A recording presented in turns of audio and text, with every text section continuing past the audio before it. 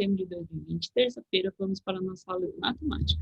A atividade 1, nós vamos lá para o nosso calendário, onde nós vamos localizar o número 1 no calendário e ver qual é o dia da semana que ele caiu.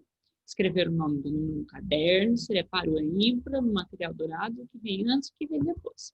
A atividade 2, nós vamos lá para o nosso problema, onde está na página 59 do nosso livro Emailer Escrever. O que é para fazer? Ontem a gente trabalhou com os porquinhos, hoje nós vamos trabalhar com os ovos. Está escrito assim: de volta para casa, Fernando e Bernardo ganharam de presente de sua avó 2 cestos com ovos. Em cada cestinho havia 12 ovos, ou seja, uma dúzia de ovos. Então, 12 ovos é igual a uma dúzia. Número 1. Quantos ovos eles ganharam? Se eram 2 cestinhas, cada uma tinha 12 dentro. 2. No caminho de volta para casa, Bernardo deixou sua cestinha cair e quebraram meia dúzia de ovos, ou seja, 6 ovos.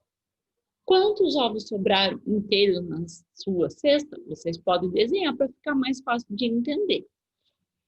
3. Com quantos ovos Fernando e Bernardo chegaram em casa? 4. Chegando em casa, sua mãe fez um bolo e usou 4 ovos. Quantos ovos sobraram? Então, se vocês quiserem desenhar para ficar mais fácil para entender, pode. Terminou, tira uma foto e posta para mim lá na plataforma.